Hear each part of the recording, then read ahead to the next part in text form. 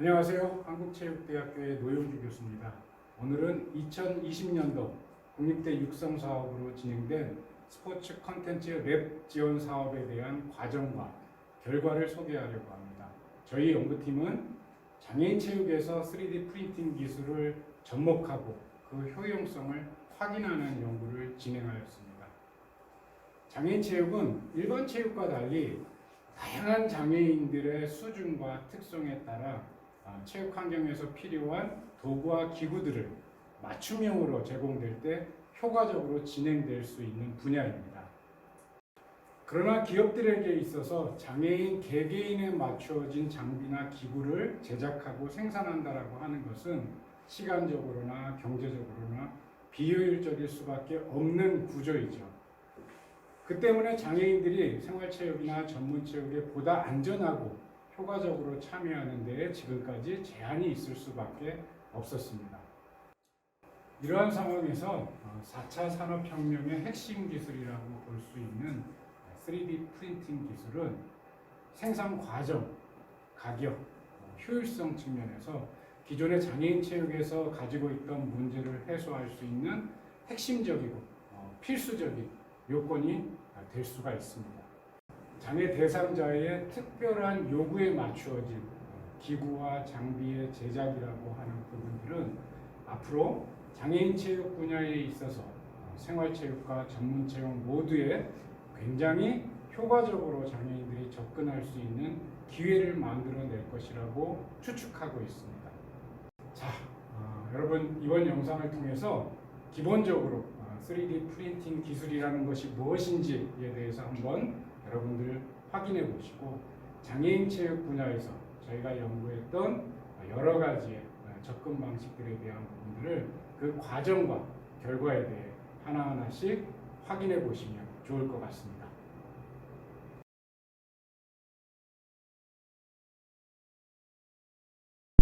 안녕하세요. 한국체육대학교 대학원 석사과정 배건환이라고 합니다. 저희 연구팀은 스포츠에서 3D 프린팅 적용이라는 주제로 시행된 2020 국립대학 육성사업 스포츠 컨텐츠 랩 연구 지원 사업의 일환으로 3D 프린팅을 특수체육 현장에 접목하고자 시도를 해봤는데요.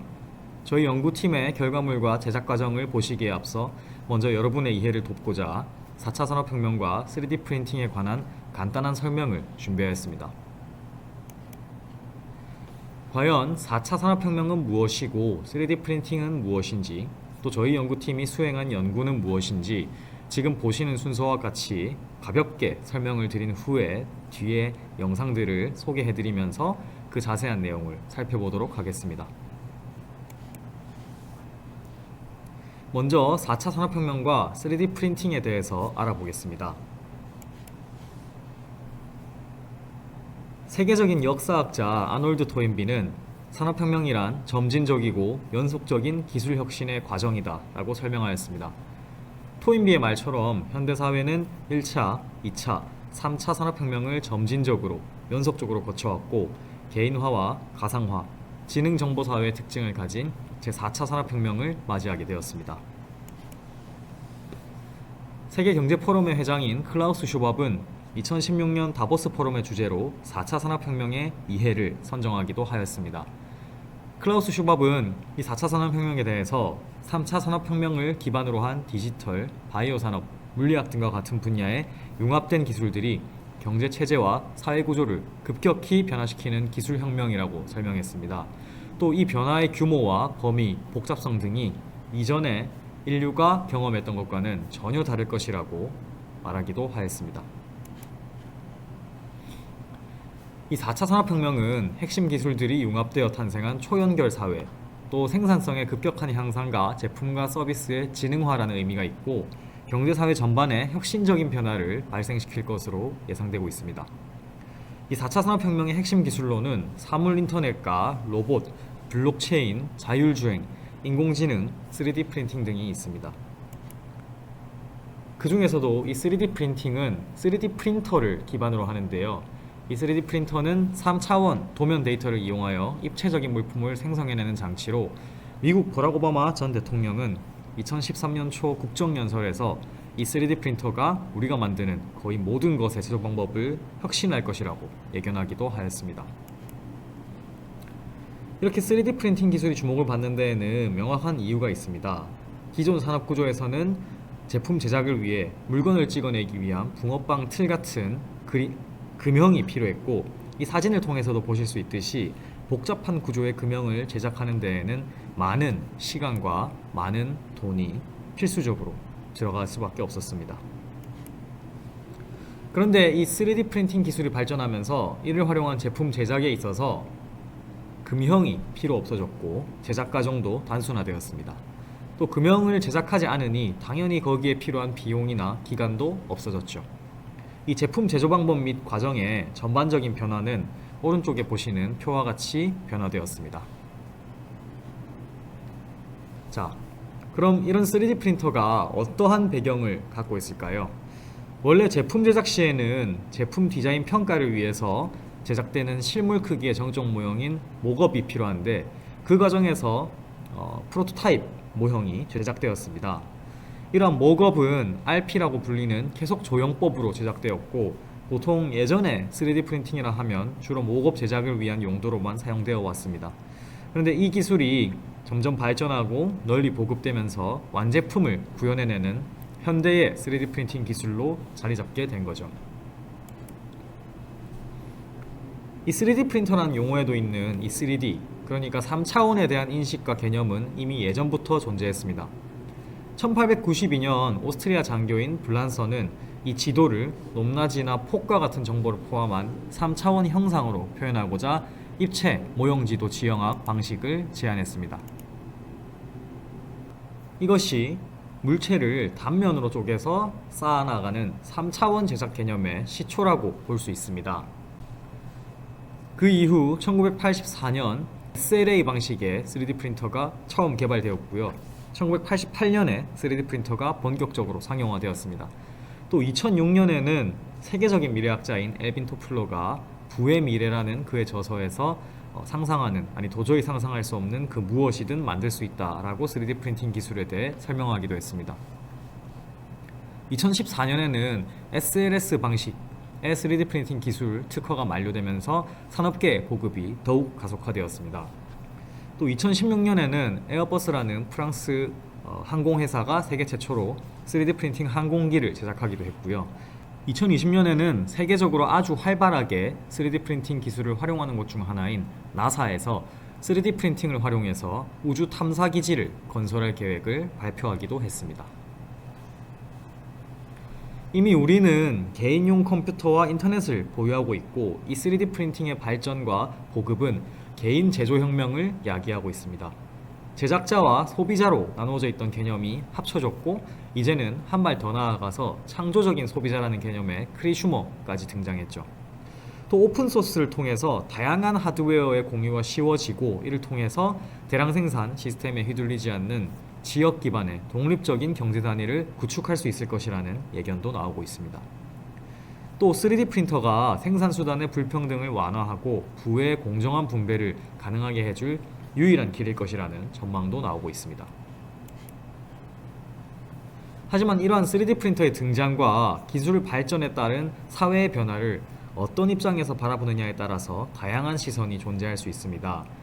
불법 복제, 저작권 침해 같은 문제들도 우려가 되고 있고, 건축이나 제조 분야에서의 고용인력 축소도 우려되는 사항 중 하나입니다.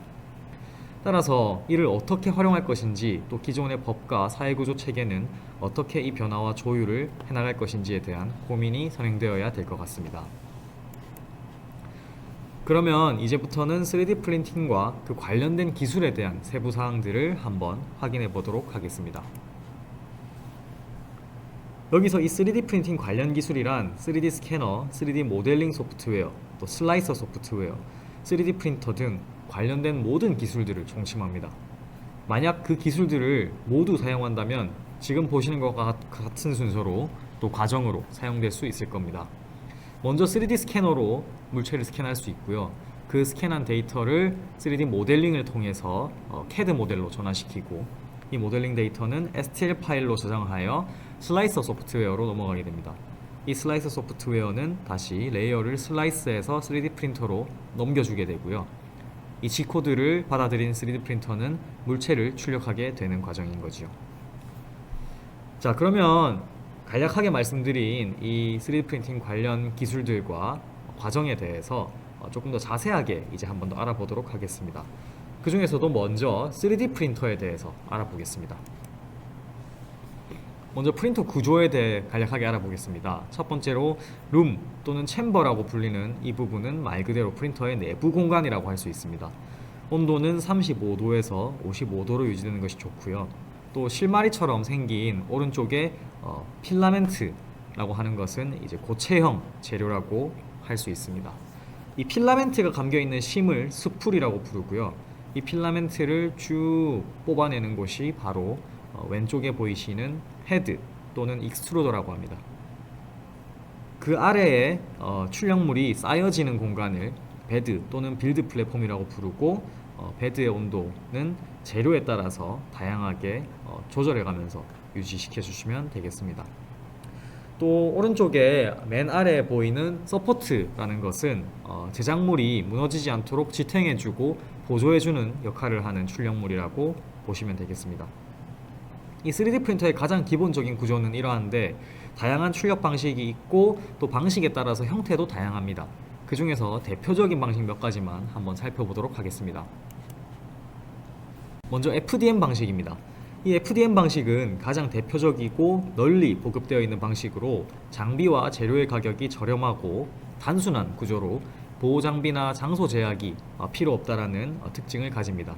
또 SLA나 SLS 방식에 비해서 정교함이 좀 비교적 떨어져서 대부분은 후가공 처리가 필요하다는 단점은 있습니다. 저희 연구팀 또한 이번 연구에서 이 FDM 방식의 프린터를 사용해서 출력물들을 제작하였습니다. 그 다음은 SLA 방식인데요. 이 SLA 방식에서는 액체 재료인 레진을 사용합니다. 정밀도가 높고 출력물 표면 상태가 우수합니다. 그리고 고장 가능성이 낮지만 장비나 재료의 가격이 비쌉니다. 또 이 소재라고 말씀드렸던 레진의 보관이 어렵고 취급 시에 주의가 좀 필요합니다. 다음은 파우더, 분말 재료를 사용하는 SLS 방식입니다.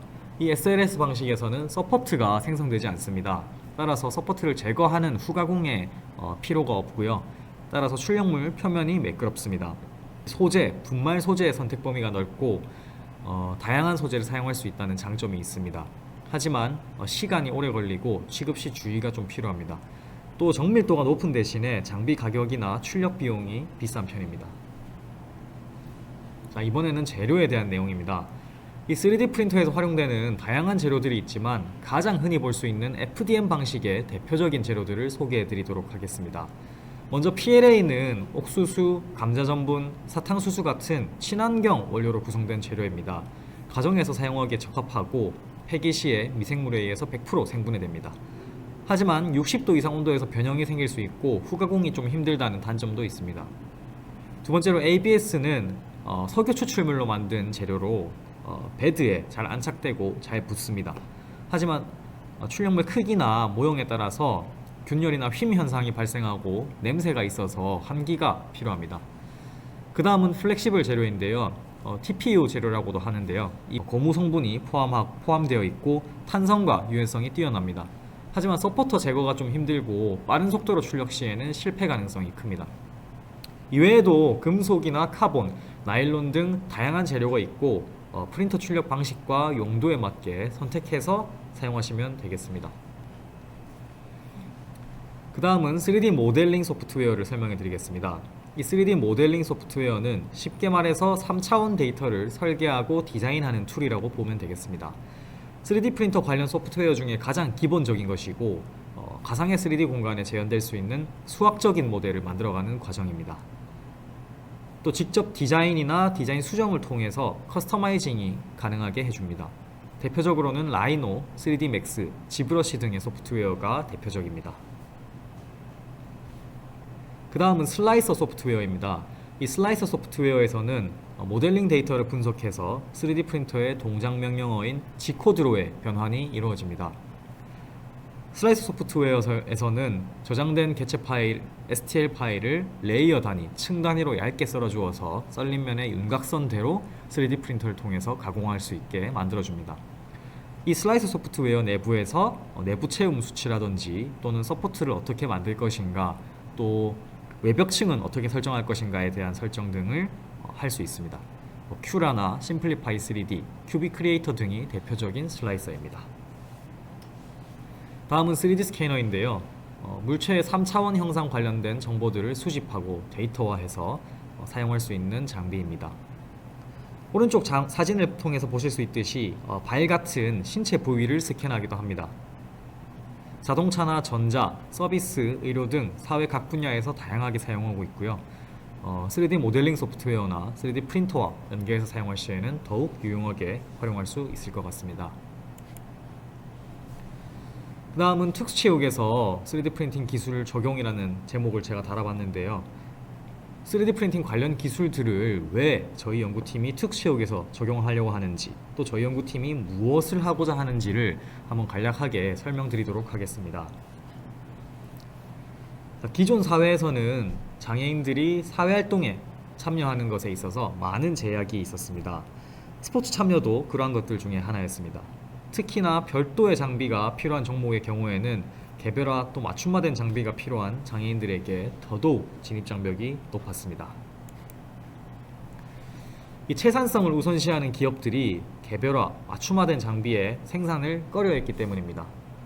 한 명만을 위한 제품을 만든다는 것은 기업 입장에서는 제작과 비용 모든 측면에서 아주 비효율적인 일이었습니다.